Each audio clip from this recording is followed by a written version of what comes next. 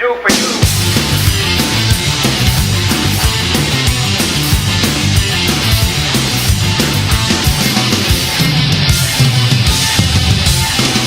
The only thing we have to fear is... Yeah, buddy. Yep, that's the only thing we have to fear. Except for when I come on the radio on a WHACK-A-DOODLE Wednesday. Hey, hi there, ho there, everybody. Y'all are listening to Grammy Mary here in my rocket chair on RLM Radio.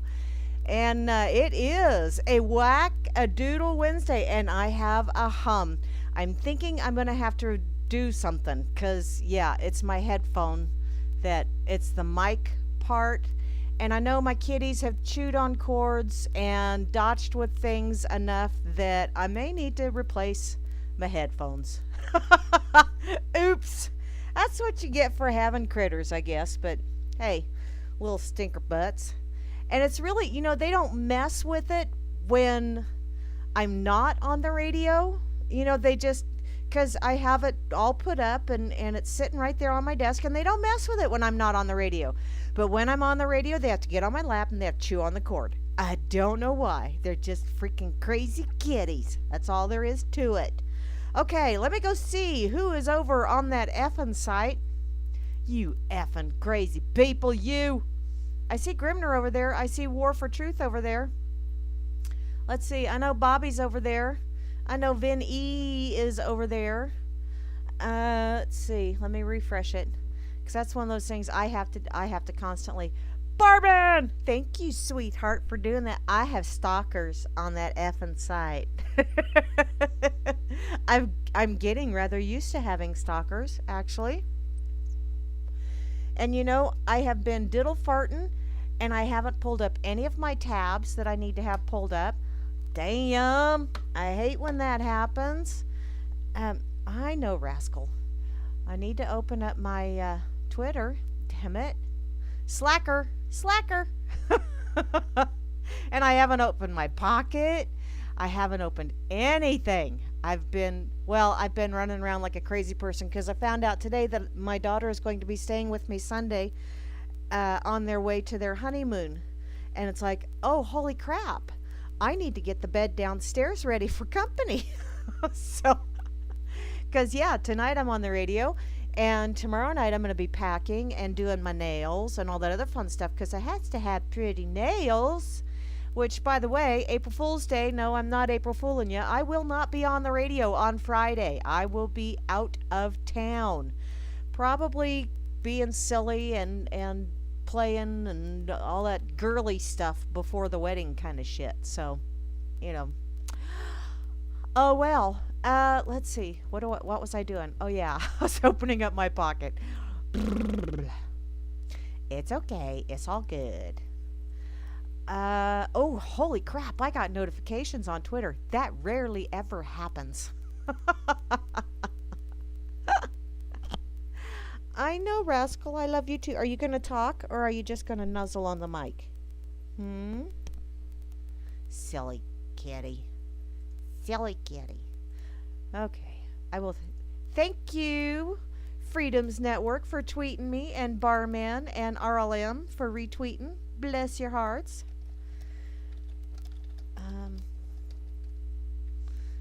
Okay, let me retweet too. It's not like I have a whole hell of a lot of followers over on Twitter, but that's okay. Because it's kind of creepy. Let's see here. Where am I at? Oh, cool. Pretty stones.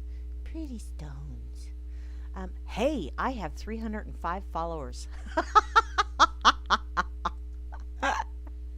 I have consistently stayed over 300 followers for like a month.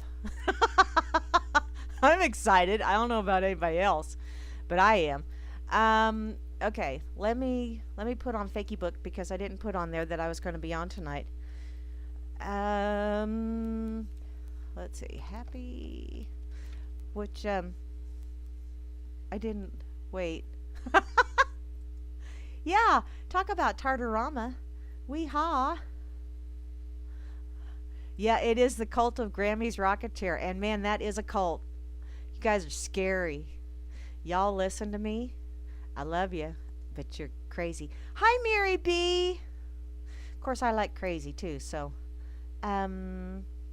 reptilian invasion has already occurred. Yes, it has, D. Cheatwood. And you know why it's considered a reptilian invasion?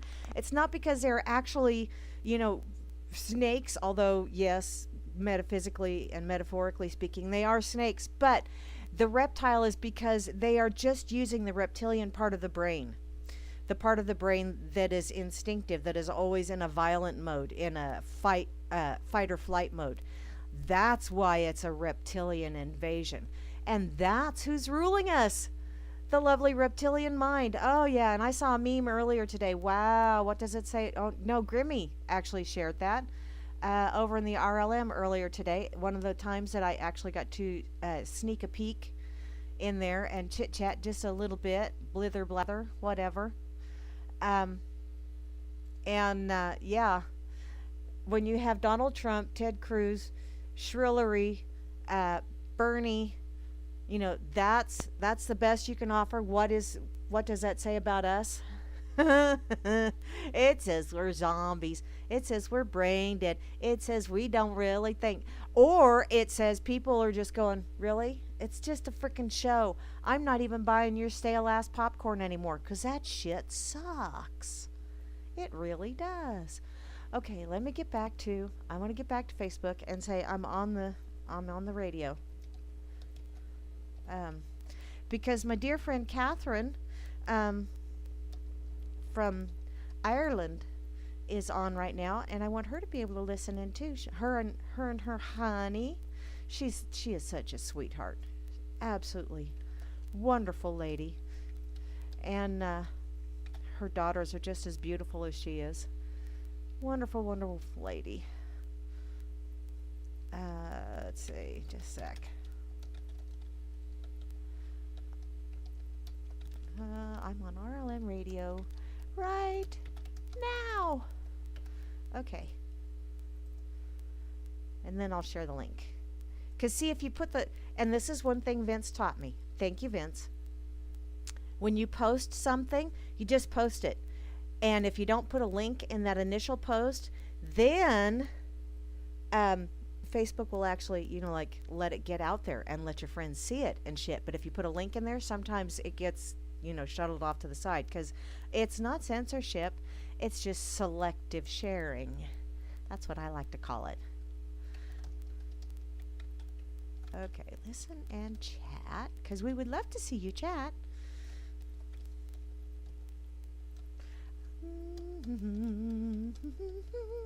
I could have been doing this while the song was playing, but I was jamming. It's frickin' Whack-A-Doodle Wednesday, okay? I can't help myself. I'm just a tard. And it's okay. It's okay. Okay, let me get back to Freedom's Network and see who else is in there. Load newest. I'm starting to figure this out, which is kind of scary. Because you know me, techno-tard. Thank you, Bobby. You're so awesome. Awesome sauce. Bobby is just the only Bobby ever. And he's just covered in awesome sauce. Don't ask me what awesome sauce is. I'm not telling. Because that would be wrong. Okay, let me see who all is over here in the...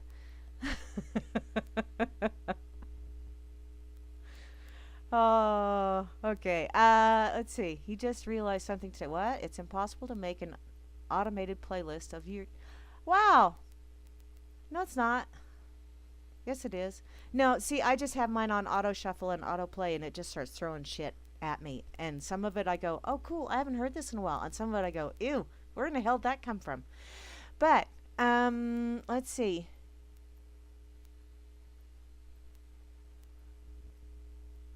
Yeah, I tried to add a little something, Grimmy. I'm reading what Grimmy's putting in the shout box over here. I tried a little add, blah, blah, blah, blah, blah, that too. I tried to add a little blurby to my last show, and then I clicked save, and then it showed there, but then when I went to the video, it didn't show there. It's like, what the hell? What the hell? obviously, I have to be smarter than YouTube. Don't even go there, okay? Okay. What? Okay. I'm gonna see who else. Okay, I gotta say hi to everybody in RLM land. RLM land. Uh, oh, looky there, right up top, Asmo. Hey there, sweetheart. How you doing on this Whack-A-Doodle Wednesday? I hope you're doing absolutely splendiferous. I also see Barman is here. Hey there, sweetheart. How are you doing? I'm gonna wink at the barman because you know what? When you wink at the barman, sometimes you get your drinks a little bit quicker. Hey there, Beth Z. How are you doing, lovely lady? I hope you've been having a wonderful Whack-A-Doodle Wednesday. And looky there, there is Grimner, the coolest, the man, the creator and owner of Real Liberty Media, and he actually created Barman. But don't tell Barman that because Barman thinks he's real. You know, which he is. He's like Hobbs. He's real. I also see the lovely Moose Girl, and you know, Grimmy and Moose Girl will be on the Freakers Ball Friday night. Woohoo, woohoo! And I think I might miss it because I will be doing family stuff and girl stuff, and yeah, bummer. But I'll listen to the replay when I get home. Okay, I also see the lovely Kate is here. Hey there, lovely lady. How you doing? And I see just regular old plain old just drab Rome's. Won't let me breathe heavy. See how y'all take all my fun away. And then there's me harassing the help, as I am so good at doing. Just ask me, I'll tell you. I also see IB Don C is here, as well as Java Doctor 2, the new and improved version. How is that little bambino doing, sweetheart? I hope she's doing wonderfully, and I hope Mama is doing wonderfully, and I hope somebody in your household is getting some sleep. Because that's always something that's rather difficult to find when you have a new bambino in the home. And see, if you invited me there and you had a rocking chair, I'd be holding the baby and I'd be rocking. You bet your butt I would. I would. I also see Chalcedony is over here, as well as Juana Taco. Ooh, sweetheart, you know what? That sounds absolutely lovely. But I had beer rocks this evening. It's the last that my daughter had made. Yeah. So when I go down there and I show up with all of this Amish friendship bread that I baked, 10 loaves. When I go down there, I'm going to say, honey, do you have any beer rocks in your freezer? Because it would be really, really, really sweet if I could steal some. I'll trade you all this bread for some beer rocks. I also see Oslo is here. Oslo's the strong and silent type, apparently. And P. Bunyan, yeah, P. Bunyan, I saw you over there earlier today, and dude, I agree. Kick Hans's butt, even if it's just verbally or cybernetically. Give him a smackdown. I also see Rob Works is here. Where's the bubbler, Rob? I'm anxiously awaiting the bubbler. And hey, Sullivanor is here. Hi there, Walter. It's a little bit late for you, isn't it, sweetheart? Or really, really early, either way you wish to look at it. And to round out the crew, the one, the only, well, he's not one and only because there's apparently a lot of voices running around. And I mean literally running around inside that head. Seriously, they are. It's Vinny Vinzy. Vinny Vinzy. That's kind of a fun one to say. You know that? Oh, well.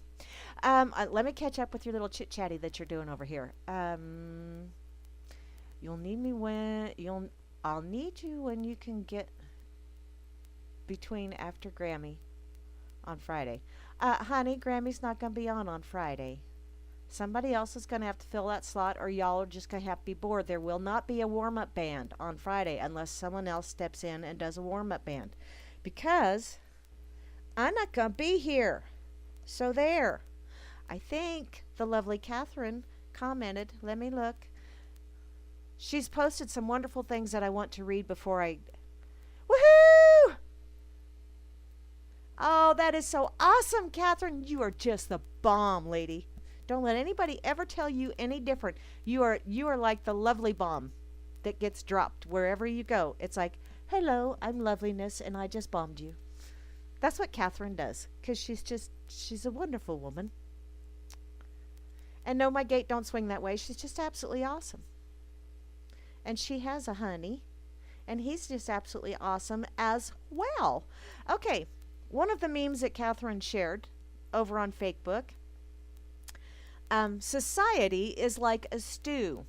If you don't stir it up every once in a while, then a layer of scum floats to the top. Wow, that's Edward Abbey, by the way, that said that. And good Lord Almighty, if that ain't truthful, I will.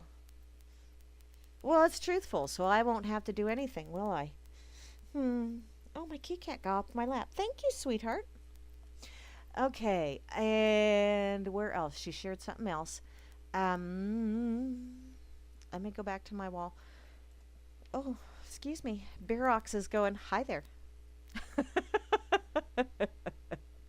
Okay, this is another thing that Catherine posted this on my wall. Thank you ever so much, sweetheart. You're just absolutely awesome.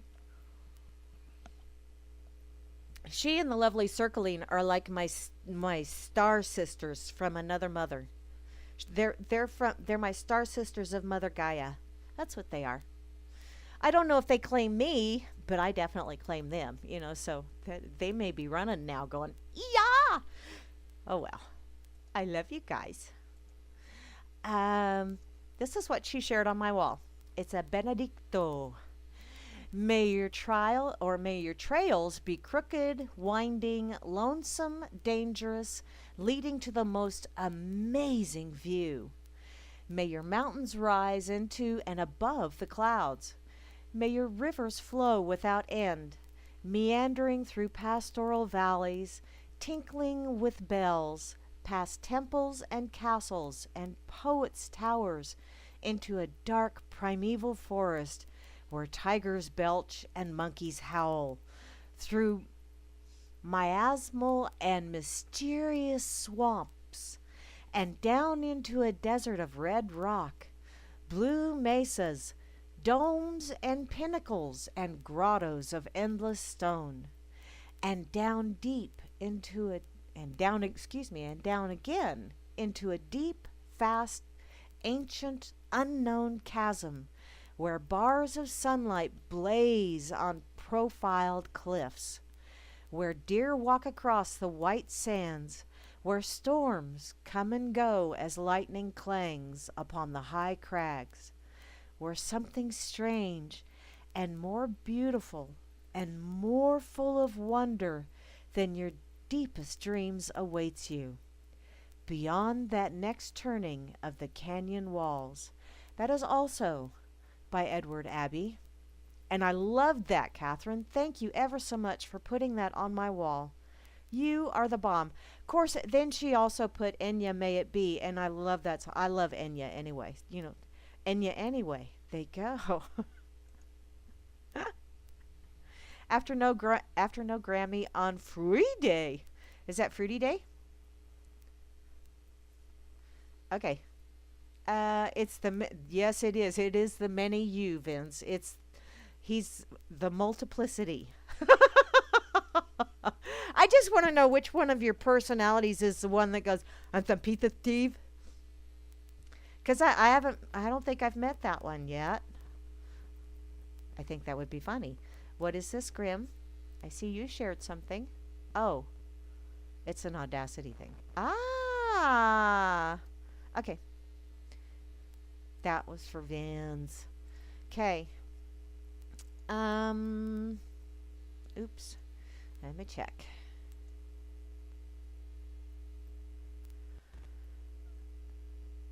No, you could check that by the. Okay. I will reply to him. Okie doke. Never mind. Oh, my Twitter is going nuts. Tweet, tweet, tweet, tweet, tweet, tweet, tweet. I watched a video earlier today that a friend had sent me. The lovely Lisa B. She's just absolutely awesome. I know so many absolutely awesome and amazing people. And then I know some absolutely wonderful at what they do people.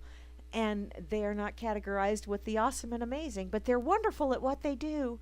Because, if you're going to do something, be wonderful at it. I- or be an overachiever. Be the best that you can be at it. There you go. What? I have, yes, okay, I'll check that. What's that? While that is refreshing. Oh, it's refreshing. Oh, and I saw this channel. Oh, Grimmy, this is so cool. I actually went there. It's called the unicornriot.ninja. It's a channel that's got all kinds of way cool stuff on it. And I thought it was funny because it's unicorn. You got to watch out for unicorns because although they may be farcical or fanciful or whatever the hell you wish to call them, just remember, you don't get to see them or interact with them if you are not pure of heart. So those that are not pure of heart cannot see them or interact with them. So go ahead and poke fun. I don't care. I see unicorns. Okay, mine are probably imaginary, but that's okay. I like unicorns. And so therefore, I go out of my way to see them, even if they're not real. Although, did you know, I believe it's Scotland, that is their official animal, is a unicorn. I think it's Scotland. I think. I did a Google search. Why? Because someone told me to. That's why. And well, let me just do that real quick, because I thought it was funnier than hell. Let's see. Oh, official.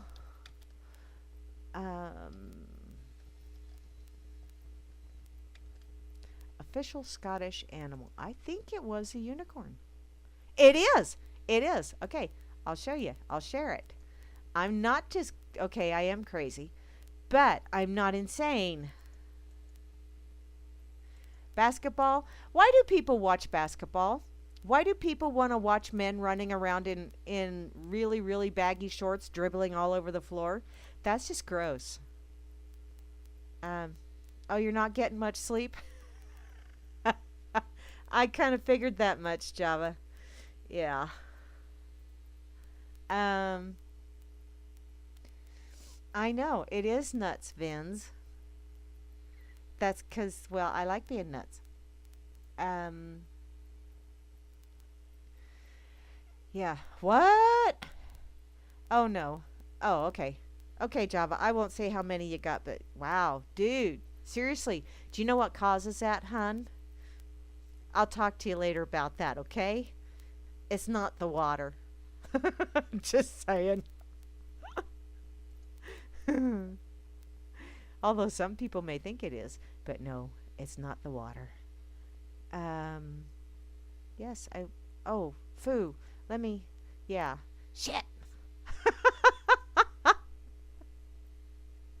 Have you ever known anybody to be as retarded as me? Probably not, and that's okay, because, good Lord, when he made me, she made me, whomever made me, they went, crap, break that mold.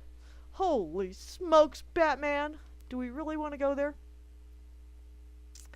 Okay, this is one other thing that the lovely Miss Catherine shared on my wall. And, oh, thank you, honey. And another video that I'll have to watch when I get done. Sweet. Sweet. Okay. This is another thing from Edward Abbey. One final paragraph of advice. Do not burn yourself out. Be as I am, a reluctant enthusiast. A part-time crusader, a half-hearted fanatic. Oh no, I'm fully fanatic. About some things. So maybe I am just half-hearted because I'm just that way about some. Shut up, Grammy, and read on. That made sense. Save the other half of yourself and your lives for pleasure and adventure. Oh, okay. It's not enough to fight for the land. It is even more important to enjoy it while you can, while it is still there. So get out there and mess around with your friends. Ramble out yonder and explore the forests. encounter the grizz, climb the mountains, run the rivers, breathe deep of that yet sweet and lucid air. Sit quietly for a while and contemplate the precious stillness, that lovely, mysterious, and awesome space. Enjoy yourselves. Keep your brain in your head and your head firmly attached to your body. The body active and alive. And I promise you this much. I promise you this one sweet victory over our enemies, over those desk-bound people with their hearts in a safe deposit box, and their eyes hypnotized by desk calculators. I promise you this. You will outlive the bastards. Woohoo! I like that. I really do. Thank you ever so much, Miss Catherine, for putting that on my wall for me. Hi, guest 50563. How are you doing? Okay, first it's Tom, then it's guest. So, Tom, are we supposed to guess you? Sup, peeps? I don't know. Sup? Okay. Let me find. Nope, that's not what I wanted. Okay, here's a little bit of good news. I saw this over on Informed Planet just a little bit ago because contrary to what some people may think, I wasn't totally unprepared. I did pull up 2 links. And then I totally spazzed off because I was like reading chats with Bobby and all this other fun stuff. And yeah, I got sidetracked. You know, before I do that, I am going to read that little Scottish thing that and I need to post that. Okay. The unicorn is the national animal of Scotland. The royal coat of arms of Scotland, used prior to 1603 by the kings of Scotland, was supported by 2 unicorns. And the different royal coat of arms of the United Kingdom is supported by a unicorn for Scotland, along with a lion for England. So see, there is such a thing. Nanny, nanny, boo-boo, all you doubters, poo-poo heads. That'll learn ya. And if it doesn't, tough patooties. I'm going to put this on Twitter, too. See, I tell you so.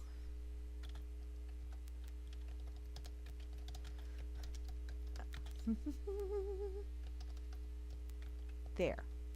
I told you they're real. I told you and I told you, but you didn't listen. Okay. Back to, where was I? There I was. This is on nativetimes.com. And mind you, I'm just going by the headline, and yes, headlines have a tendency to grab me by the, and drag me around, and I get sorely disappointed, or at least sore, because of where they grabbed me. But, oh, judge lifts decade-old injunction against hemp farmer. Booyah! Booyah! Booyah, booyah, booyah. This is from Tuesday of this week. In Fargo, North Dakota, a federal judge on Monday lifted a decade-old injunction prohibiting a South Dakota tribal citizen from producing industrial hemp. Although the other issues need to be resolved before he can grow it on the Pine Ridge Indian Reservation. I'm thinking Indian reservations, are they not supposed to be considered sovereign territory, as in the Indians that live there make the rules? I'm thinking that's the bullshit that they fed them initially. Don't be going back. Oh, wait, that's where the term Indian giver came from, don't you know? They gave it to the Indians, and then they took it back. And then they gave something that was really shitty to the Indians, and then they took that back because it happened to have oil under it. And so they gave them an even more shitty place to live. And now they're taking back their control on that, too. Except for the Indians are now having reservation casinos. And so they're getting a little bit of their own back. That was way far afield, but hey, that's just the way I roll sometimes. U.S. District Judge Jeffrey Vicken of South Dakota said there has been a shifting legal landscape. Well, hemp doesn't have the same properties to it, or at least not as much as what marijuana does, although both of them are weeds, plants. They're just a plant. How many plants do you grow? Oh, that's right. You don't have a green thumb. You have a brown thumb. All you produce is shit. Come on, Grammy. Okay, so according to this shifting legal landscape, since 2004 order was filed against Alex Whiteplume, an enrolled member of the, I'm not going to butcher that, the Sioux tribe, that includes a change in hemp laws in the 2014 Farm Bill and legalization of marijuana in some states. Woo! I say just take it completely out of the realm of any kind of legalities whatsoever. I say instead of dodging with any of that crap, just realize that it is a plant that Mother Earth put on this planet, and Mother Earth has been around a hell of a lot longer than any of these supposed mythical, phantasmagorical governments and their lovely little things that they write down on paper with a bunch of squiggles and lines.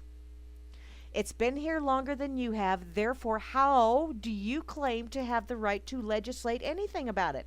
Huh? Answer me that one, Batman. I think it should all be legal. If you have a problem with it, don't use it. Period. Whiteplume's lawyer, former U.S. Attorney from North Dakota, Timothy Purdon, said that the order is a victory for both Whiteplume and tribal sovereignty. It's also a win, or in the win column, for the rest of us, because we are setting precedent here. Although, why do I worry about setting precedent? Once again, what does your little squiggles and lines on a piece of paper matter? The only power it has is the power that we cede to it. And I don't mean seed as in S-E-E-D. Okay? It's just a bunch of squiggles on a piece of paper. And when more people realize that and get tired of having those squiggles on a piece of paper put in their face and having people told, you have to because it says so right here. Really? Well, I say I don't have to. So there, I say so as well. And so long as I'm not hurting anybody else, your say so don't mean shit to me. This order brings some justice to Native Americans' modern-day hemp farmer. For over 10 years, Alex Whiteplume has been subject of a one-of-a-kind injunction which prevented him from farming hemp. Did our founding fathers not farm hemp? Don't tell me that, oh, it's bad, but it was okay when they did. Of course, you also hear this shit, oh, well, that was way back then, and the Constitution's a living document. And you do realize those people were terrorists, don't you? Well, yeah, from King George's perspective, I'm sure they were. I think from our founding fathers' perspective, King George was a terrorist. It's all on which side of the question you are, isn't it? Federal prosecutors in South Dakota could not be reached for comment. Why? Because they were in a back room smoking a doobie and going, dude, them commoners, they shouldn't be able to do this shit, should they? Oh, shit, there's more of them than there are of us. Damn, we could be in trouble. The order does not resolve the ongoing question of whether cultivation of hemp on the Pine Ridge Indian Reservation in southwestern South Dakota should be legal, although why is legal coming into the equation once again, I ask you? Purdon said that Vicken's order should further the discussion on whether the tribe is being treated unfairly under a farm bill that allows states to produce hemp under certain circumstances. Under what circumstances? Throw the circumstances out. Bunch of crap. You guys should not have any kind of, you do not have. People need to start telling them that. Hemp can be used to make clothing, lotion, and many other products, but growing it has been illegal under federal law because it's a type of cannabis plant and it looks like marijuana, but it looks like it. Yeah, you could smoke a whole freaking acre of it and you'd just get really sick and not get a buzz. Okay, you'd get a buzz because you'd get lightheaded because you'd starve your brain of oxygen, but you wouldn't cop a buzz. Not the way you do with marijuana, at least not the good stuff. Okay. The White Plume family, including Alex and his brother Percy, planted hemp on the reservation for 3 years from 2000 through 2002. 2000, 2001, 2000. Okay, that is. Okay. But never harvested a crop. Federal agents conducted raids and cut down the plants each year. And what do you suppose they did with that? You know they didn't burn it because they wouldn't be able to, get a high off of it. Now, they may have used it to cut the marijuana that they was... Oh, don't go there, Grammy. Yeah, I want to know what the hell the feds did with those crops. That's what I want to know. Vicken said that the key to his opinion is the shifting national focus on industrial hemp as a viable agricultural crop and the decision by the U.S. Attorney General to open dialogue with several tribes regarding the Farm Bill and the 2013 federal memo that outlined the federal government's priorities in pursuing marijuana cases. Once again, it's supposed to be home rule. It's supposed to be the one that has the most power is the individual. Then the individual decides to, if they wish to do a cooperative effort with others that winds up being beneficial for themselves and others without doing harm to anyone else or without doing intentional harm to anyone else. And then the power goes out. But it starts where the individual has the most power. And then it trickles from there as to what they are willing to cede. But somewhere along the lines, people have ceded an awful lot of their responsibility and an awful lot of their power. Why? Because they're lazy. They are uneducated and they are lazy. And that was a discussion that I saw earlier today in the RLM chat with Juana and P. Bunyan, and Java jumped in for a little bit, and Mr. Hans. And I love you, Hans. I truly do. But sweetheart, the history books, they were written by the ones that have been feeding you at the propaganda trough. Think about that. Also, think about something else. Think about all of the indigenous tribes around the world. And you may say they have a government. And possibly it could be considered a government of a type. But it is not a government as in the way the Western world looks at government, or what we have imposed upon the rest of the world as our idea of what a government is. You see, with indigenous tribes, with groups that really could give two flying fucks what we do, there's your F-bomb peeps, they may have elders that get together with the tribe, and the elders, after the whole tribe puts in their input, then the elders kind of put their heads together and they decide, and if the tribe has an issue with it, then the tribe brings up more questions, and then the elders reconsider, or they don't. But it is a communal kind of thing. They do not have to have gavels.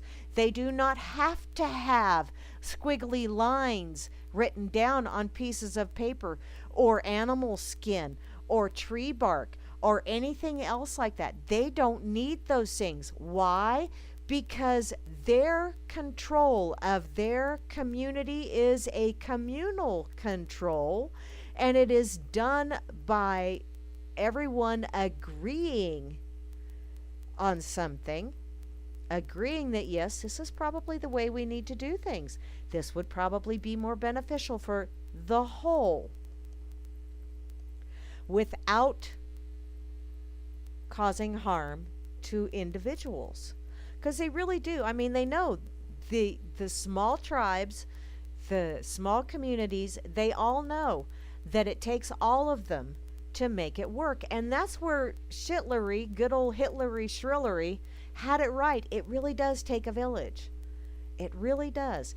Because if you get, if you get a group of people that come together voluntarily, if they do not wish to come in on this situation, they don't have to. They also do not reap the benefits thereof. But when a group of people come together voluntarily to work towards a common goal, such as raising children, educating children, raising food, building housing, storage facilities, what have you, roads to get from one part of the community to another, or make transportation a little bit easier, when it's done voluntarily, why do you need a government? Why do you need police? Because everyone is pretty much their own police. They don't need someone with a magic badge that they're the only one that's allowed to go around and, put handcuffs or tie someone up, hog tie someone, confine them to a small area. Why should only one or a few people have that kind of control over the rest of us? I just don't understand that. And don't tell me my thought process is wrong, because seriously, if people weren't so frickin' lazy, and if it wasn't so damn easy to go, well, my neighbor, they really pissed me off, and so instead of me going over and possibly having a shouting match with them and losing, or just, it would make me uncomfortable to have to go talk to them and tell them that they need to stop doing this, because it really bothers me. So you know what I'm going to do? I'm going to call on this fictitious entity, and it's going to come and it's going to kick your ass. And you know why? Because I believe in it, because it's a fictitious entity, and there's a bunch of people that work for it, and they have the right to do nasty things to you that you can't do to me and I can't do to you, but they can do it because they work for a fictional entity. Can you tell I've been listening to Larkin Rose and Mark Passio lately?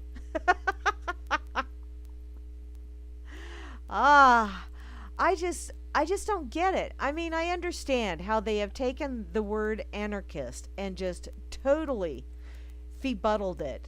And now people look at it, and yeah, I think sometimes he does that, darling. So Tom Ongley, hey dude, Grimmy, I think Hans does that to be the antagonist. I think he enjoys being the devil's advocate, and that's fine. I don't have a problem with that, but he needs to look elsewhere than the school books, because the school books are full of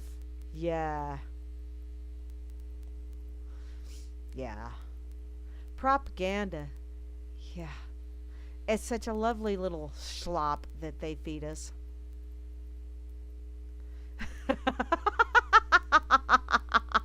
A small guy that lives under a bridge. That's funny, Grim.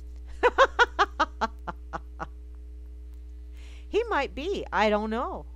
I really don't know Hans. But I question his judgment, because he'd made a comment about how he thought he should put $3.99 somewhere just for listening to me. And it's like, really? Wow, hon. Ooh, you concern me. $3.99, huh? Whoo.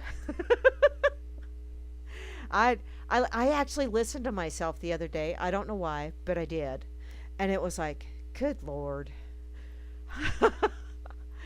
There are times when I just really wonder, why the hell do you guys listen? Because wow. But that's okay. That's okay. I appreciate you listening. I do have a good time with this. Counterfeit Norco pills. Ew. See, stay away from the pharmaceuticals. That shit is not intended to cure anything. The only thing it's intended to do is to continue having repeat customers. That's all pharmaceuticals are for. They keep you in a perpetual state of having to take them and having to pay them so that, yeah. Oh, we're sorry you're not well. Here, have another prescription. Oh, we're sorry that didn't help. Here, have another prescription. Ooh, you have those nasty side effects? We're sorry. Here, have another prescription. Really?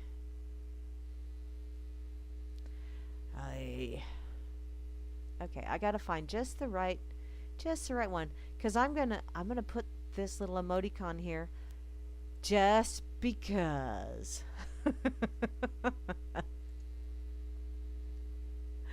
Okay. Yes, I have a notification. Hi, Jason. How are you doing, sweetheart? I hope you're having an absolutely amazing Whack-A-Doodle Wednesday. I know I am. You know why? Because I'm just whacked and I really don't care. I don't care, said Pierre in his dirty, stinky underwear. Oh my God, what a beautiful child. Wow. Okay, I'm scrolling over on Facebook and here is this lovely little brown person with green eyes. She's beautiful. Okay, let's do this and see if I can, wonder if I can share this. I hope you guys can see. Wow. She's gorgeous. Beautiful, beautiful baby. Yes, a fiction can make you laugh, make you cry, and give it a gun and it'll kill you. Oh, yes, it can. Yes, it will. Barman, why are you having a server error? Don't do that, hun. It's okay. Do you need a hug?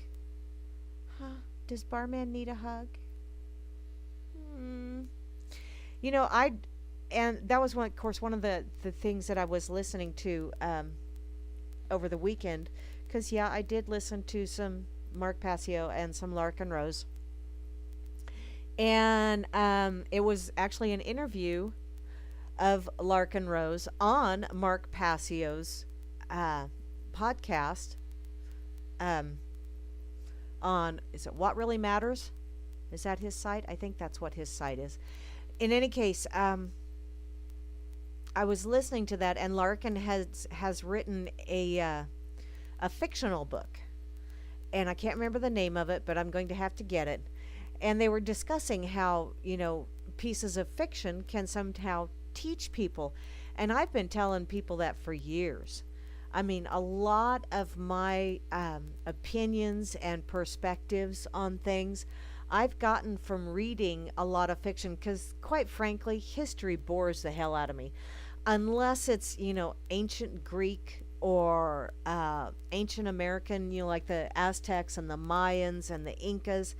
If it's something along those lines, then I just devour it. I love that kind of history. But when it's, like World War II or that other shit, I could really give two shits less. I really don't care. But I do like the ancient history stuff. So, and a lot of times I will read fiction books that are an alternative history fiction, which, they're suppose this would have happened kind of stuff. And I've also read an awful lot of science fiction. I absolutely love Isaac Asimov and Heinlein, and I've got a bunch of science fiction books downstairs, and some fantasy stuff, and a lot of murder mysteries and suspense books. And a lot of the suspense books are those kind of things that could, like Tom Clancy kind of stuff. Agatha Christie's, I love Agatha Christie. But Sir Arthur Conan Doyle, oh Lord, I've read the Sherlock Holmes stuff so darn many times I probably could just about quote it. And I've also read the Bible, and wow, there are times when I think, damn, that's a hell of a work of fiction, too. But, there's an awful lot of people that go by that book. Of course, there's an awful lot of people that also think Dianetics is a holy book, too. So, hey, go figure. But, there, in any kind of really good story, any really good story, which is probably the reason why it is a good story, because if it draws you in, the reason it draws you in is because it has something in there that everyone can identify with. It has that humanity, the frailties, and the strengths. And you can learn an awful lot, not just by reading fiction, because you know what, sometimes, or not just by reading historical or factual things, because a lot of those factual books I'm finding and historical books, I am finding that a lot of those, basically, they pick and choose, kind of like the WHO and their climate science. They pick and choose the facts that they wish to use to support the narrative that they're putting forward. And I'm really finding an awful lot of history books and those technical books, the books that are supposedly for teaching you how things really were, not necessarily history, but documentary kind of things. They're not.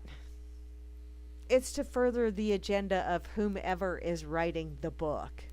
It's not necessarily factual. So, and they're dull. They're dull as hell. I want something with a little action and suspense, like real life, or somebody's real life at least. I gotta share this beautiful baby girl. She's on my, yeah. She's a beautiful child. Wow.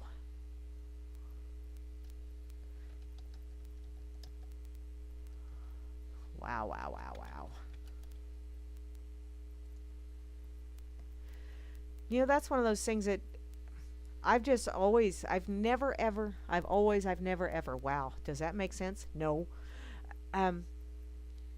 If I see someone that's very, very lovely features-wise, it doesn't make a shit to me whether they're male or female or what color skin they are or anything like that. If you are a beautiful-looking person, I will tell you you're a beautiful person.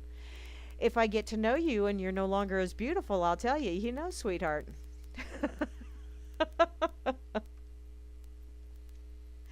Which is probably why I get a lot of those comments back at me, because if I dish it out, I expect to get it back too. So, but yeah. Although I don't go up to people that are not pleasing on the eye and say, damn, you are not pleasing on the eye, because that's just cold. That's just cruel, Don't do that shit to people. Uh-oh. Grammy, did you see that TD said the player on the left, it hasn't worked for the past couple of days? Over on that effing site? Oh. Apparently so, because my page just refreshed, and there's all kinds of people that are saying, yeah, it works fine. Oops. Okay, I'm going to get to the other article that I pulled up. Somebody, I think it was Caddy Scatbrat, that shared it over on that effing site.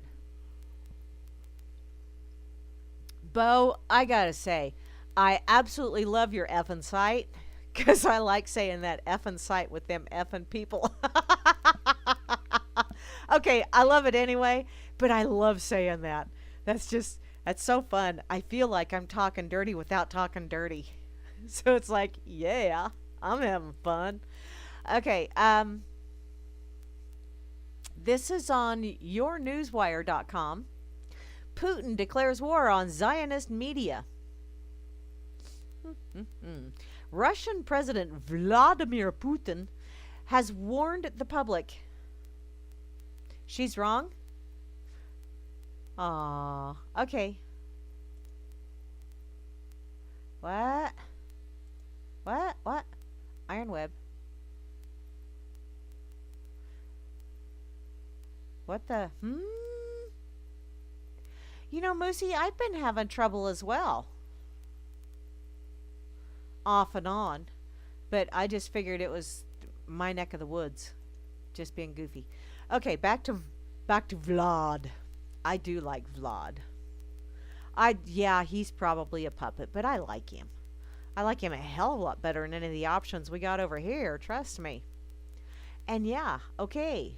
So he was. See, now that's where. Wow. Okay, I gotta say this. I see all these people and they go, and I'm back to the whole government bullshit thing again. You have all these people that say, I absolutely hate government and I hate paying taxes and I hate doing this and I hate doing that. And then in the very next breath, they go, you better stop that because I'll call the cops. Or, why in the hell aren't you paying your fair share? You haven't paid taxes in years. Why in the hell aren't you paying your fair share? And every time I hear these people go, I hate the government. Why haven't you? I have to laugh. There's an inner part of me that is just rolling on the floor peeing itself every time I hear something like that. And that just popped into my head because I actually like Vladimir. And it's like, oh, okay, I like this tyrant way better than I like that other tyrant over there, or our tyrant. I like your tyrant better because the tyrant is always better on the other side of the fence, don't you know? So that just kind of popped into my head, and it's like, damn, Grammy, even you. It's hard. It is really hard sometimes to get past that whole propaganda bullshit, that the brainwashing that we grew up with from day one. That instead of, of course I still like Vlad, but I don't want him to be the boss applesauce, but I like him. I prefer, he's at least more pleasing on the eyes for me than Dangleberry is. Every time I look at him and Michelle, woofty. Hell of a diet plan. Okay, get back to the article. Russian President Vladimir Putin has warned the public that there is an information war going on at the moment, and says that the past 2 years, the Zionist media controlled by the West has done its best to demonize him in public. I don't think the Zionist media is controlled by the West. I think the West is controlled by the media, but it's 6 of one, half a dozen of the other. This was responding to a 2014 Telegraph article entitled, Europe Should Punish Vladimir Putin, Not the City of London. Really? Okay. They say that Russia has a bad public image. Do you know who else has a bad public image? Okay. I think the U.S., good old Uncle Sugar, Uncle Sam, he needs to look in a mirror. Because that beard of his, it's not looking cool like the guys from ZZ Top. No, it's looking very ragtaggy. Like, dude, seriously, you got a lot of ick in that beard. Stay the hell away from me. Okay, and we are currently in a state of information warfare with the trendsetters in the information space, most notably with the Anglo-Saxons, their media. Well, Peskov is far more logical than his enemies and detractors here. And apparently this is Dmitry Peskov, who is Putin's spokesperson. Wow, try and say that. No, don't say that. Say Dmitry Peskov 3 times fast. I double dog dare you. He goes on to say, look at the pressure on our media in some European countries. I'm not talking about the stories that recently joined, the states that recently joined the EU, like the Baltic states with their strong anti-Russian sentiment. It's a different story. Time heals all wounds. Now, take the Brits. They put a lot of pressure on RT for the channel's editorial policy.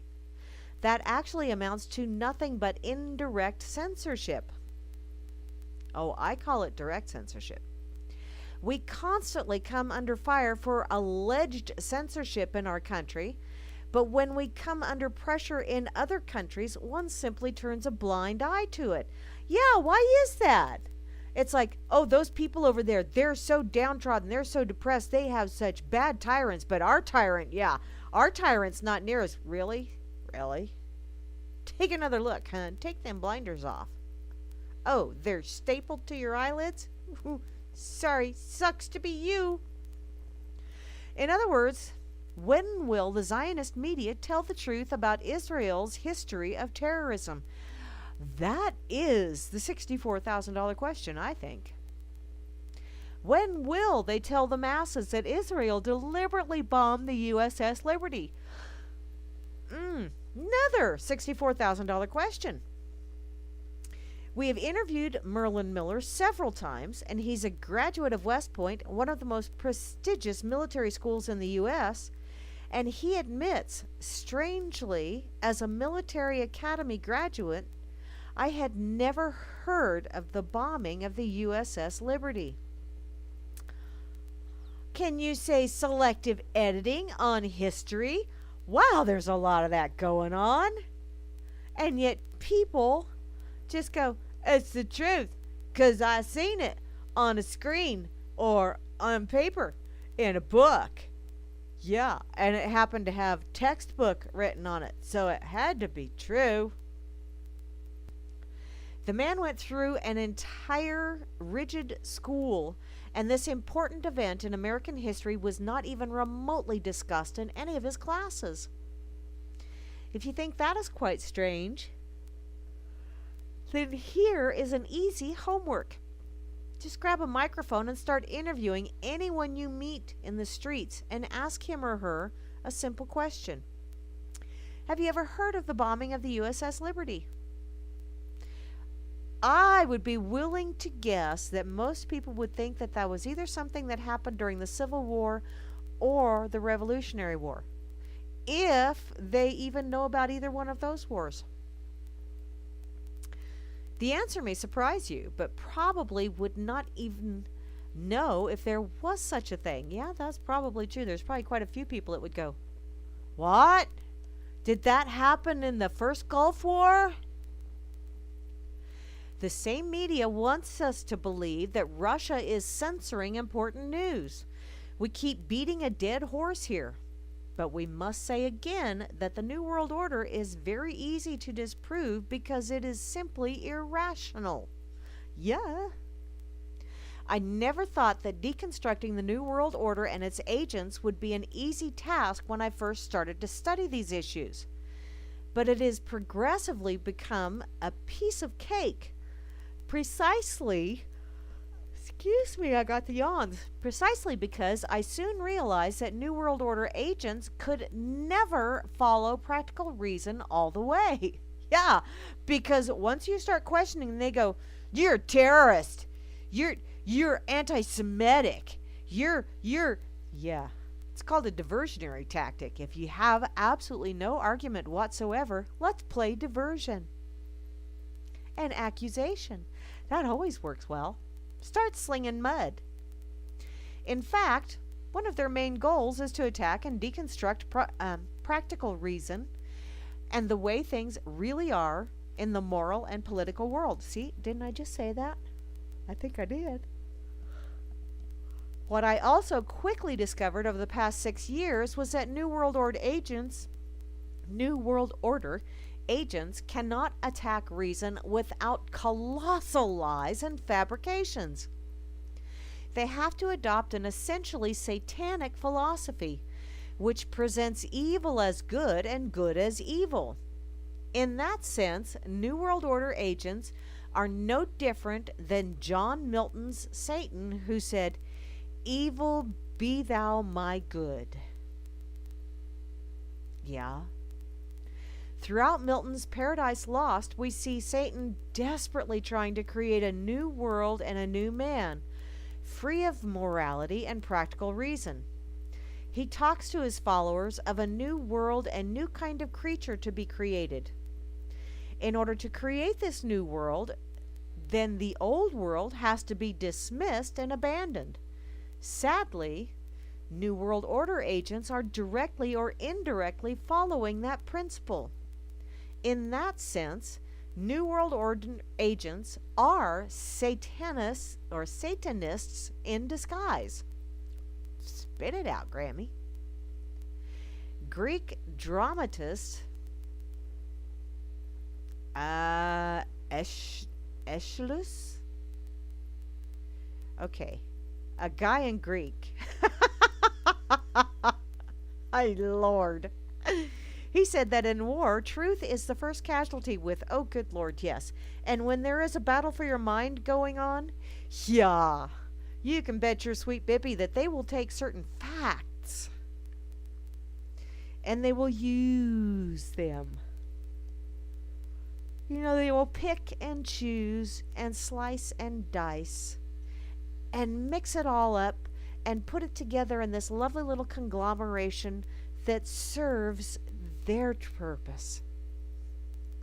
Not necessarily the truth, but it has just enough factual stuff added to it that you'll go, hey, yeah, I remember that, so it must be true. Yeah. For the New World Order, its agents, truth is the main enemy and therefore the first thing that needs to be ignored or attacked. This is one reason why New World Order agents have spent countless hours in the media and in books perpetuating one lie after another. This is why they have created a sort of science of thought control in academia, in politics, and in research institutions, so that they can fire or prosecute people who they do not like. Ask Dennis Rancourt, and he'll tell you what happened to him at the University of Ottawa. We've already seen how this has played out in the wars in Iraq, Afghanistan, and Libya. And we have already seen how New World Order agents have used the so-called war on terror to bludgeon virtually every country in the Middle East and to deceive the American people. This is why Putin should get 2 cheers again for telling New World Order agents that they ain't seen nothing yet.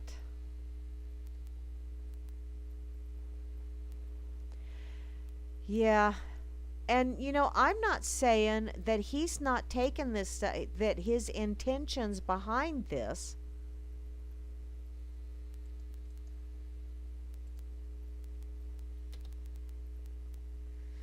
Oh, 6 million, not 64,000? Okay. And yes. Oh, okay. IB Don C says there's makeup on that young child. Yeah, but her eyes are beautiful. And that's true, Rome's. That's true. So, why resist? Why not just ignore? That's what I'd like to know. Why not just ignore it? If you pay it no heed, pay it no mind, give it no value, does it exist? Is it really happening? You know, it's kind of like if a man is in a forest and he says something wrong and there's no woman there to hear him, is he still wrong? Along those same kind of lines. Holy crap, my Twitter feed is going nuts. I don't care who you are. I like Vlad.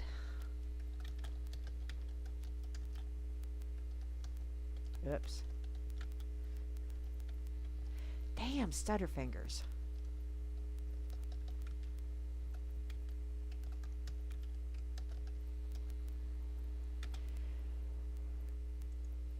Let me post this on Twitter.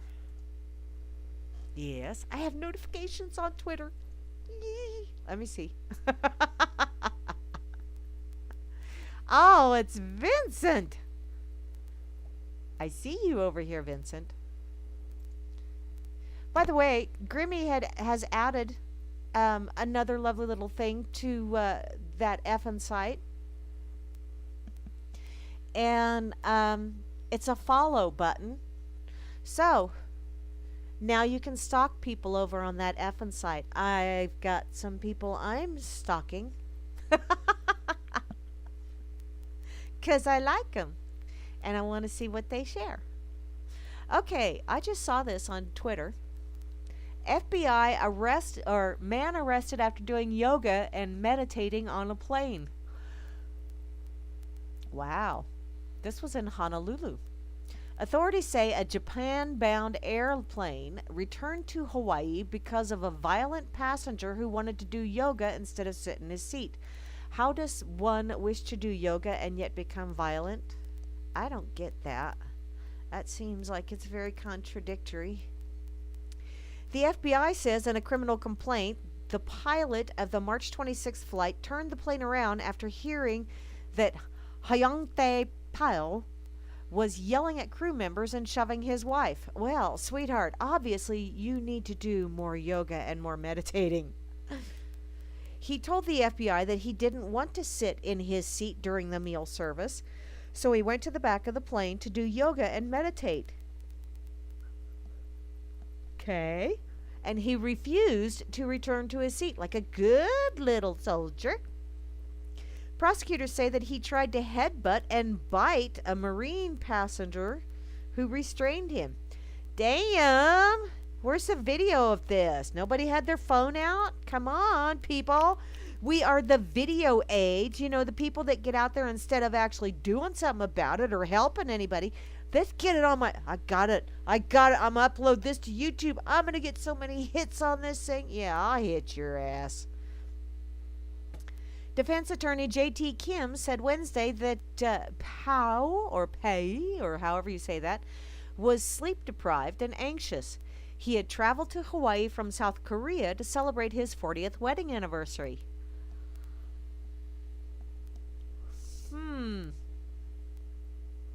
So, 40th wedding anniversary. I'm thinking that puts him in the 60 range. Really? How dangerous is this guy? Especially, you know, with a yoga mat. Huh. Alrighty. He's ninja. Lana hoo-hoo? It's hoo-hoos and ho-hos and ha-has. Well, that's true, Vince. Yeah. I don't see you, because if I did, that would be like creepy, because I'd be a peeping Thomasina. I don't do creeper stuff like that. But I'll follow you around on the internet and harass you. Because, yeah, that's kind of fun to do.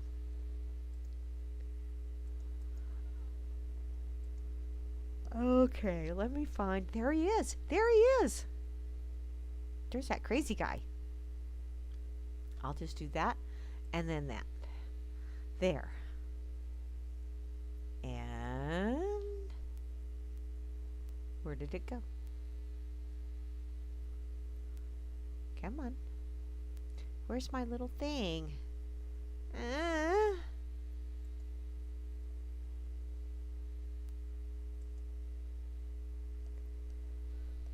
Gosh darnicky. Okay, there it is.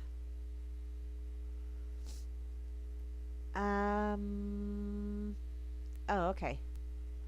Oh, TD also responded to Estrella's post. Oh. I don't know, TD. I don't know what's going on. There we go. Now I can add it. I just had to refresh. I had to be smarter than an inanimate object. Don't you know? Okay, let me take a peek over here. God, I see those beautiful eyes. Hi, Weta. How you doing, sweetie? I hope you're having an absolutely awesome Whack-A-Doodle Wednesday. Okay, check my Twitter. Tweet, tweet, tweet, tweet. Now I'm going to go back to my pocket because there was something else in there. Oh, here we go. Grammy shared this earlier. I don't remember if it was in the RLM or if it was on that effing site. But he did share it earlier because I seen it. I seen it. Oh, and I double dipped. Oops, my bad. There it is. Woman reports cop for stepping on her in the donut line. so he smashed her in the face. Oh, well, what a considerate ass munch. See, this is the kind of crap that you get when you give someone extra powers, but they only have those extra powers if they are the proud owner of a really shiny badge. Whether they wear it on their shirt or they have it in their wallet or some such thing. They don't even have to be carrying it with them at the time. They are the proud owner of a really shiny badge. Therefore, they can get away with all kinds of shit.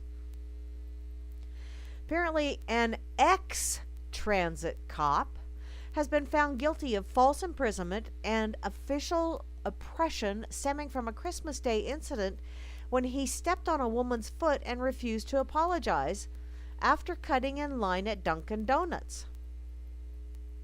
Dude, don't you know cops and their donuts don't come between them?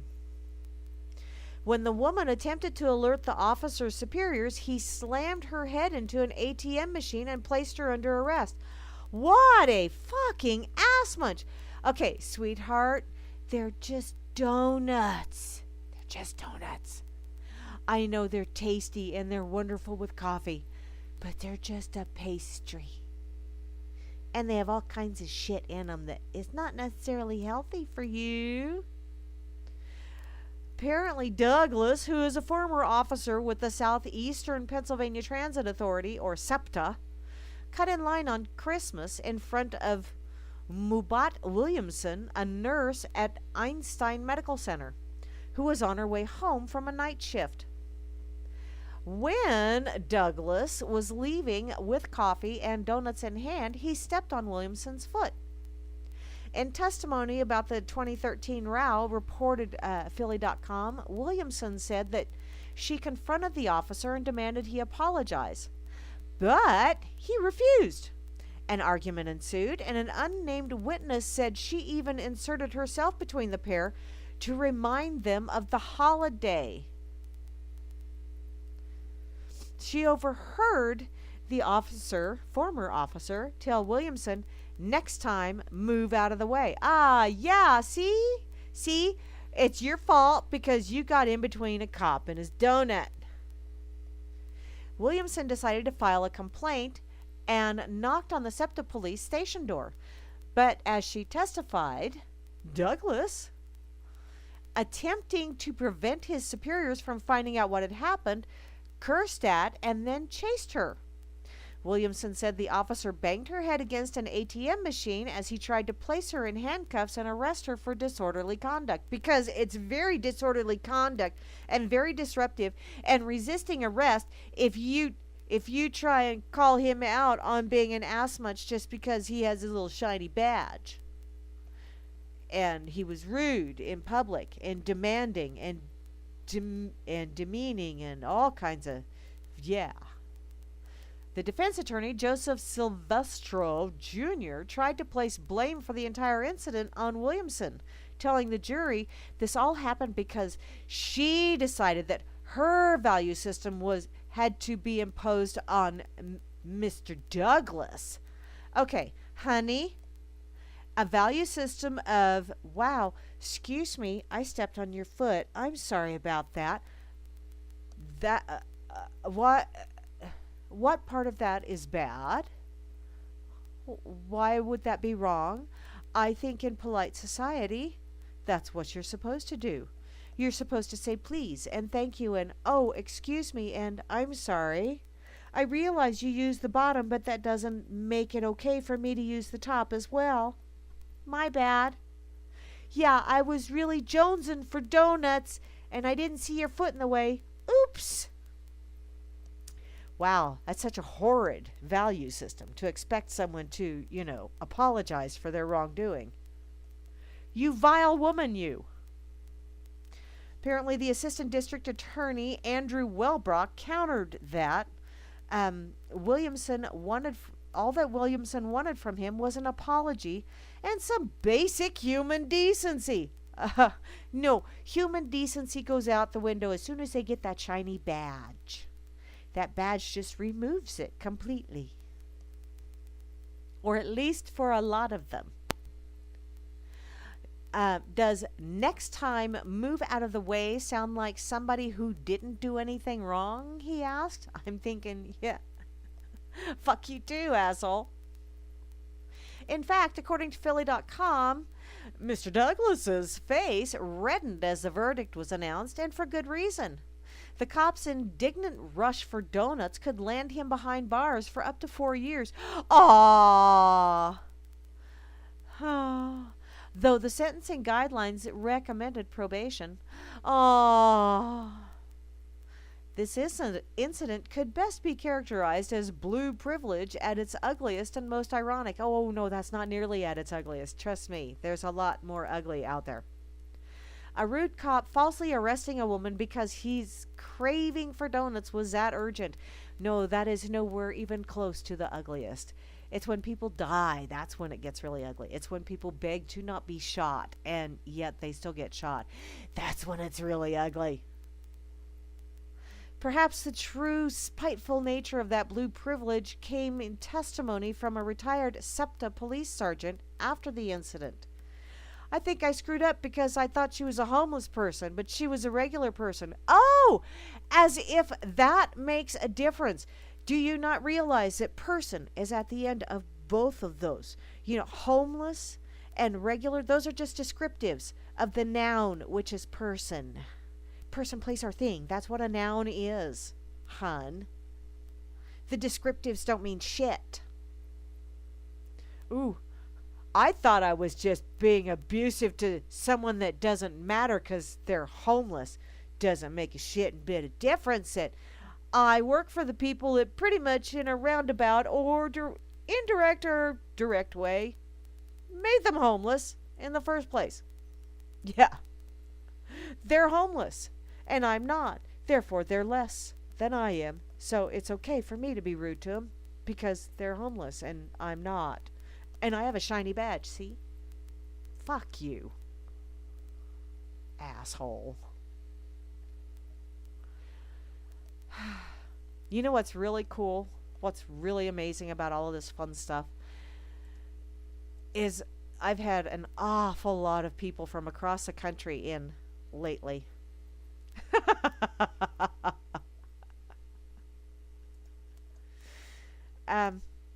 You know, Tom, I was actually going to watch that, and uh-oh, Vince is stalking my twits.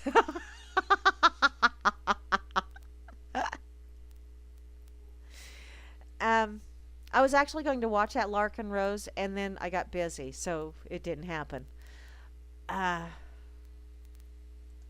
I will do that. Probably I will listen to it when I get done on the radio because I will be busy puttering around the house and doing things. But I'll be listening to Larkin anyway because I really enjoy listening to Larkin. He just makes sense. You know, there's an awful lot of stuff that he says that I just go, wow. Yeah, I get that. I get that.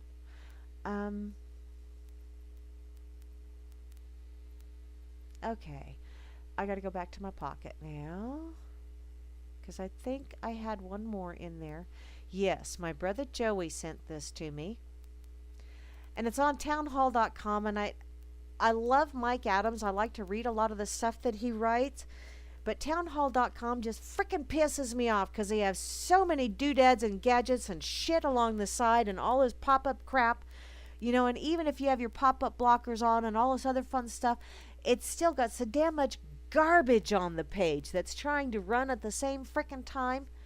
It just infuriates me. I absolutely hate to go there. So when I get stuff from him, I will quick load it into my pocket, and then I'll read it while it's in my pocket because then I don't have all that gobbledygook bullshit to deal with.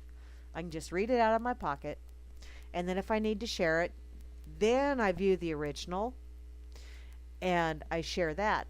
And then I close it real quick because those things make me crazy. Okay. This is from the March 22nd, 2016 townhall.com. And it's a Mike Adams article The next time a college professor starts lecturing on the importance of a free and open marketplace of ideas, beware. He's probably going to offer a few platitudes before he throws in an awkward but and then shows his true beliefs about free expression. As a general rule, you can ignore everything that comes before the word but, because it's usually after he utters his first but that he really starts to show his ass. Now, see, that's how far I got on this when my brother first sent it to me, and I went, okay, he says show his ass, so I've got to save this one for the radio. At Western Carolina University, the faculty senate recently showed its true colors on an important issue of academic freedom. They were approached with an offer to fund a new center for the study of free enterprise. It should have been easy for them to handle. Predictably, they screwed it up to a fare thee well. You know, anytime you get a group, like a senate that gets together in a academic facility, you know it's going to get screwed up. You know they are, because they're going to have to study, and they're going to hash, and they're going to have to rehash, and isn't hash illegal? In any case, when the faculty senate met, they decided to publish a report on the pros and cons of accepting the money to fund the CSFE. As you read about their pros and cons, remember that these professors regularly complain that they don't get enough funding for higher education. Thus, they are constantly asking you to pay higher taxes to make up for it. The pros? Number one, the WCU Faculty Senate fully agree that the proposed CSFE was advancing theoretical perspectives well within the mainstream of the discipline of economics. They also recognize that their colleagues in the economics department had a right to determine their own research agenda, which the Faculty Senate said it unequivocally supports. Number two, in contrast with the university as a whole, proposed centers can address a specific agenda without addressing a diversity of viewpoints. The WCU therefore rightfully concluded that the limited focus of Free Enterprise Center should not be deemed problematic. The cons?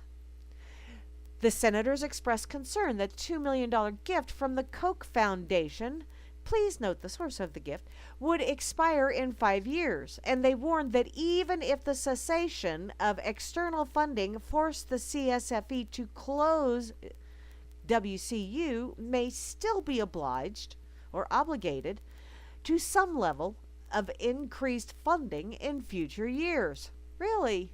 Okay.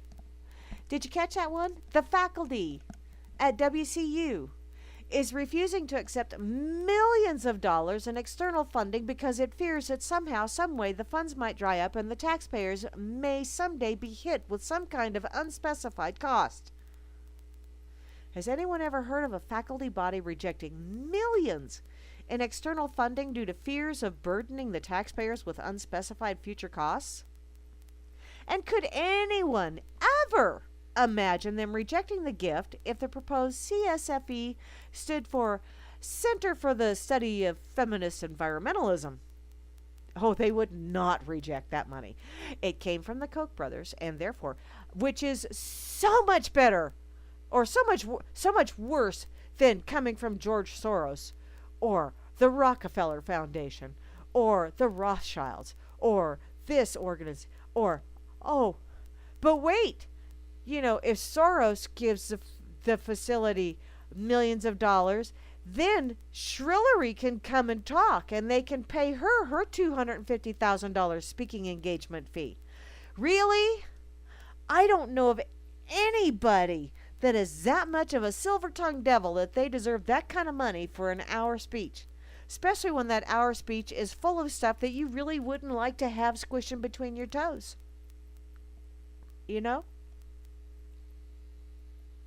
toxic waste and all that fun stuff. Number 2, the WCU Faculty Senate further concluded that the proposed CSFE was not needed because research and education on the issue of free enterprise was already taking place at WCU. So, was that really the issue? Can you imagine WCU rejecting money from a prominent organization wanting to start a LGBT center? And doing it on the theory that professors are already engaged in research and education on LGBT issues. Of course you can't. The reason is that these centers are already up and running at most universities. They're not in a need of external grants because the faculty senators have already approved of them and sent the bill to the taxpayers. Number 3 of the cons. The senators further stated that the proposed center placed potential constraints on academic freedom. They claim that the Koch Foundation has previously set forth explicit expectations in line with their political views in exchange for monetary gifts to universities, thereby constraining academic freedom. And what were those explicit expectations? Oh, let's see. How about if we give you money, you cover all sides of the question? Ooh, those constraints. Ooh, I hate it when I can't just further my agenda. No, I don't want your money. Because if you're going to make me have to listen to someone else's point of view that I don't agree with, no, I don't want your money. Go away. You evil person, you. Can anyone explain how accepting the gift for a pro-capitalist CSFE in any way constrains the freedom of Marxist professors to critique the center's activities? Yeah, it does. Duh, microaggressor. Furthermore, ask yourself, which of the following poses the greatest threat to academic freedom? A privately funded CSFE which only considers applicants who support capitalism? A government-funded campus LGBT center which only consider applicants who support same-sex marriage and other leftist public policy positions? Oh, is that a position? Ew. Number 4 of the cons. Wow, they only had 2 pros, and look at all these cons.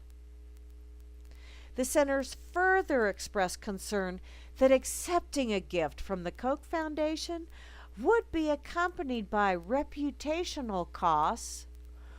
Ooh. They claim that gifts from Koch were followed by much negative publicity in higher education outlets as well as general media. Ooh, knuckling under the peer pressure thing, eh? You know, I thought that was something that only school children did. They topped it off by stating that for WCU to establish a new center on free enterprise may suggest to the general public something about our institution's priorities and values with which many faculty are uncomfortable. Ooh, that whole free enterprise thing. That just really gives me a knicker knot. Please allow me to translate that last 2 statements. First, WCU Faculty Senate is saying that the fact that liberal academics and liberal media would criticize them for accepting the gift justifies rejecting the gift. In other words, liberal educational bias and liberal media bias justify further liberal educational bias. What was that they just said about academic freedom? Something got lost in the mix somewhere. Furthermore, this idea that faculty can negate speech simply because they are uncomfortable is disgraceful. It boggles the mind to imagine how our ancestors crawled out of a pond and somehow evolved into being so emotionally unfit that they cannot withstand ideas that make them uncomfortable. Microaggressors. Compounding their lack of emotional strength is a lack of humility, which claims that their own emotions actually trump the ideas of others. Well, it might give me an emotional boo-boo, so it doesn't make any difference how logical or sensical your discussion may be. I have a boo-boo. Kiss it. It is worth noting that none of these professors have expressed opposition to the WCU's Women's Center, which once sponsored a bondage and masochism seminar teaching students how to inflict physical pain on one another for sexual pleasure. Wow! Taxpayer dollars at work. Don't you feel special? Were any of these professors concerned that the center's activities were accompanied by reputational costs in the broader community? No, because you really need to learn how to inflict pain upon others properly. And my whining inflicts pain and discomfort on you, doesn't it? See? That's part of my evil plan. Number 5. Wow, they have an awful lot of cons.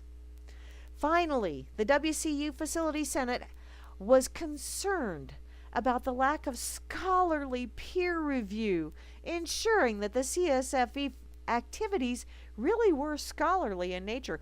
Why? Because y'all think Common Core is a good idea. And those that think Common Core is a good idea obviously don't know math. And if you don't know math, then there's no freaking way you can figure out economics, okay? Just saying. One thing leads to another. I have to wonder whether there's a peer review involved when the WCU Women's Center held a series of panels on sexual empowerment several years ago. One panel featured WCU psychology teacher Hal Herzog. In case you didn't know, Hal Herzog is an expert on animal behavior. He once wrote a book asking profound questions such as, why is it okay to feed a mouse, but not a kitten to your pet boa? And can dogs read people's minds? Yeah. The learned professor also developed a personality test for baby snakes. Wow, isn't he special?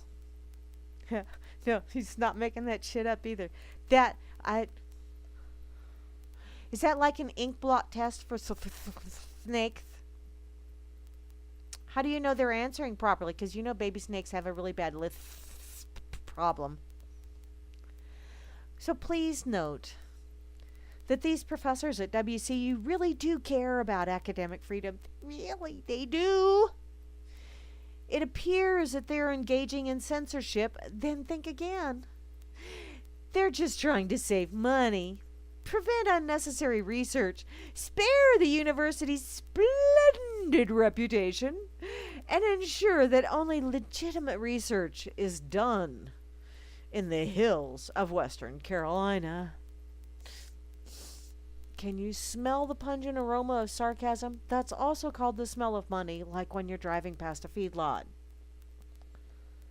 To sum it all up, the Marxists who run WCU don't need a center celebrating free markets.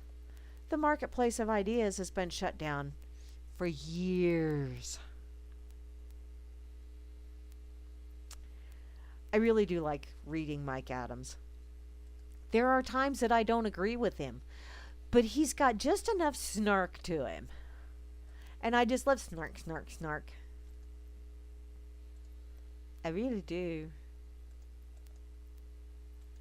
Vince, you use what? You use kittens for bait? Oh, when you're catfishing? Okay. Ha ha ha ha ha ha. Oh, homeless as non-citizen. Thank you.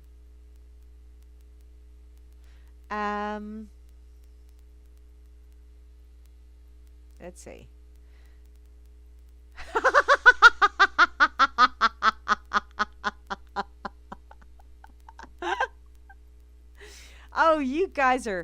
you guys are sick and wrong. Vince, you and your platitude and platypus and platypoker and damn, dude. I'm thinking this is a bestiality porno going on over here. You goof. You guys are goofy. That's all there is to it.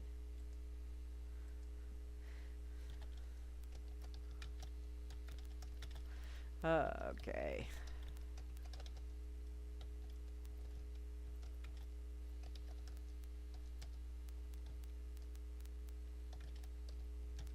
I gotta share this on Twitter.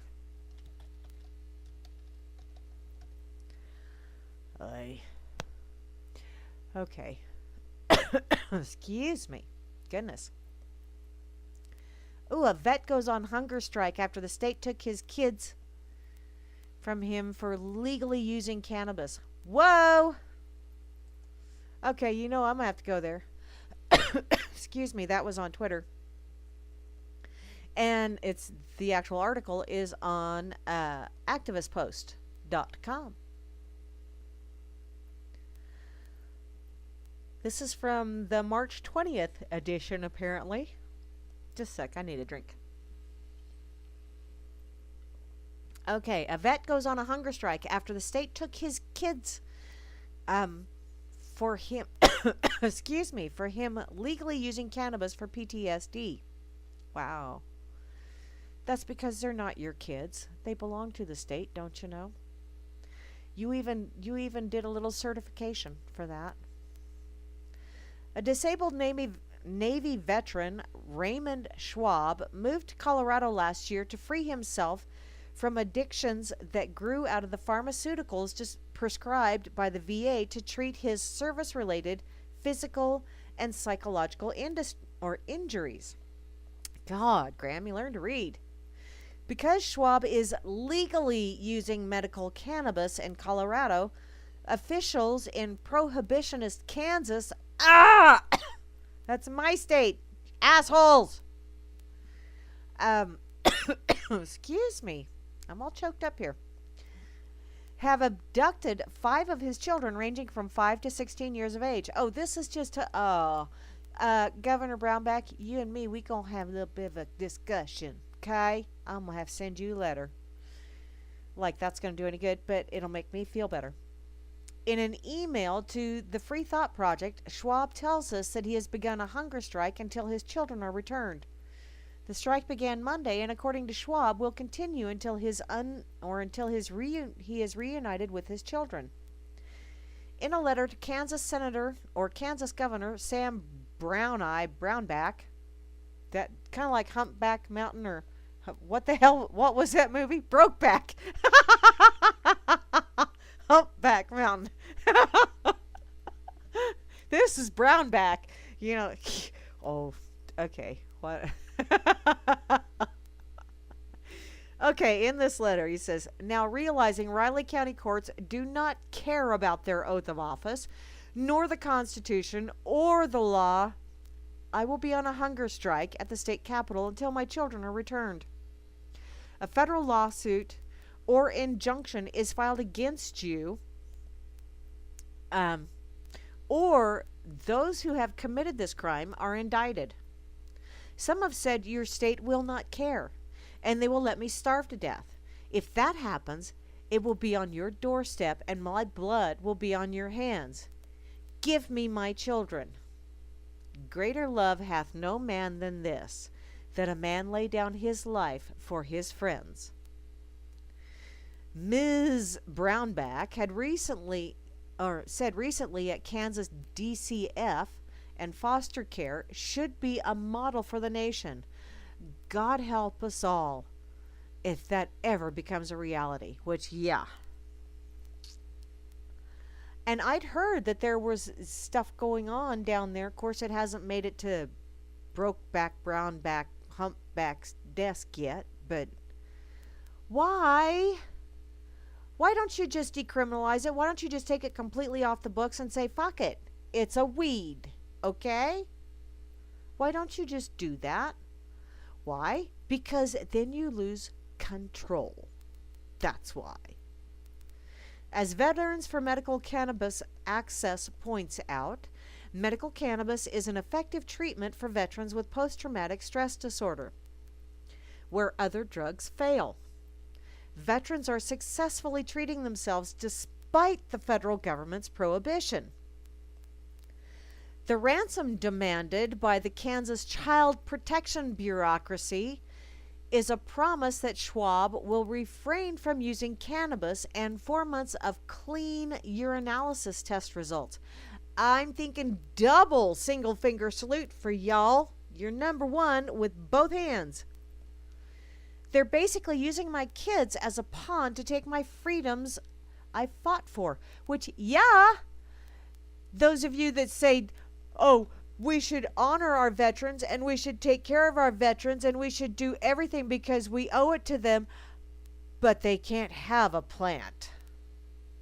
But you should do everything in your power to honor and respect and take care of our veterans because they fought for our country, except allow them access to a plant. They're assholes. Last April, a child abuse investigation cleared Schwab of harming his children in any way. Yet a judge has ruled that the children will remain in state control until Schwab and his wife forswear, I forswear, I forthly do swear, I forswear, the further use of cannabis, legal use of cannabis. Fuck you, judge. Take off that goddamn black robe and that stupid-ass white wig and come on down off of your big-ass perch and put your frickin' gavel up there, too. Mano a mano, asswipe. And I will have a battle of wits with you, and guess what? It's not going to be easy. You may win, but it won't be easy. Despite admitting they have no grounds to keep the children because the charges are unsubstantiated, the DCF continues to hold the children hostage. In a statement to the Topeka Capital Journal, the DCF spokesperson confirmed that they need no evidence to kidnap a family's children. Determining whether an allegation is true is separate from a recommendation to remove children from the home. Oh! Wow! Dude, talk about mincing words. Yeah, apparently Teresa Freed. Oh, wow. Talk about oxymoronic. She's the communications director for the DCF. Though an unsubstantiated finding that doesn't lead to a parent getting their child back may be confusing, Freed said substantiated findings account for only 4% of the removals the agency handles. In other words, 96% of the ones that the agency removed was just for willy-nilly. Really? Really? Huh. Oh, and okay, and that's in the next line. It says that. Would help if I'd read ahead, wouldn't it? Yeah, the DCF declaration that 96% of all children they've kidnapped are being held on unsubstantiated charges is chilling and a testament to the arbitrary nature of their motives. In other words, fucking tyranny. Can you say martial law? I think you can. To make matters worse, the Schwab's 13-year-old son has been institutionalized against the family's will. He's now being held in a state facility where he's being given psychotropic drugs and is expected to remain there for up to 60 days. What the fuck? The DCF has attempted to smear the family in the media by claiming that they are holding more information that can implicate the Schwabs in abuse and claim that if Raymond would allow them to go public, the world would know. Ooh. However, the Schwabs have repeatedly tried to view the documents themselves, but they've not been allowed. I'm thinking freedom of information, and you have a right to face your accuser, and you have a right to see all the evidence that your accuser has against you. Do you not? I'm thinking that's pretty much a natural right. That's not a constitutional. That's just, if someone's going to accuse you, you have every right to know what they base that accusation on. Period. In response to the DCF allegations, the Swabs released a statement that read in part, "My wife and I are thankful that DCF is so committed to releasing the truth as we are. We also agree that there needs to be a level of privacy and safety for children concerning sensitive issues such as child abuse. I have released to the Topeka Capital Journal the findings from DCF that all allegations were unsubstantiated against us. Since DCF District Attorney Barry Wilkerson and Judge Bosch refuse to give me all documents pertaining to our case, even though I am representing myself, I cannot say what DCF claims we are hiding. We have never said this case is about cannabis alone. It was based on false accusations of abuse, which the DCF report said were unsubstantiated. Then told us that lack of substantiation meant nothing. And we had to stop our legal cannabis therapy in our home in order to even visit or get our children back. This we have done as we currently have visited our children after submitting clean UAs. So this is about cannabis. When I confronted Governor Brownback today and begged for my children back, he stated that since the allegations were unsubstantiated, we would get our children back. When I informed him that finding was issued in July of 2015, he said he could not control the courts and walked away. Why? Because he's a chicken shit asshat politician, that's why. DCF claims my children are safer in their care. No. No, I know about that system. Trust me, I really do. I know people that have worked in that system, and they have told me gut-wrenching stories, which is why they no longer work in that system, because it's gut-wrenching. Yeah. They've been abused with multiple hotline report of sexual and physical abuse filed while in DCF custody. They're hiding the actual reports from us while telling us on the phone, it did happen, but they cannot give me details. Really? Really? Physical and sexual abuse on their children, but you cannot tell them what it was. You cannot give details. You cannot release their children back to them, even though everything you based your kidnapping on was unsubstantiated. Kiss my ass. See, this is why government is bad, and any government agency is bad. Bad, bad, bad, bad, bad. Because this is what happens. You give them an inch, and they take a foot, and then they take a mile, and then they take the whole fucking territory. That's what happens. Absolute power corrupts absolutely. And these people are absolutely corrupted. Raymond's hunger strike started on the 14th, and the state has yet to respond. In what world is it considered acceptable to kidnap a family's children, split them up, medicate them against their will, and allow them to be physically and sexually abused to protect them from their parents who've done none of these things?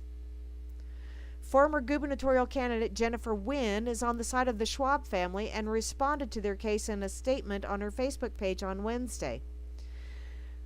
I am now the official power of attorney over Raymond and Amelia Schwab's children. I am hereby giving public notice to Governor Brownback, DCF, St. Francis, Judge Bosch, and the Pathway Family Services located at 4101 Southwest Martin Drive, Suite B, Topeka, Kansas, yada, yada, yada. You do not have the authority to medicate Raymond and Amelia Schwab's 13-year-old son, Caleb Carl Schwab, under any circumstances with mind-altering drugs. Should you continue to force feed this child any mind-altering medication, your company and any personnel performing this task will be in violation of my consent, and you will be held accountable in a court of law.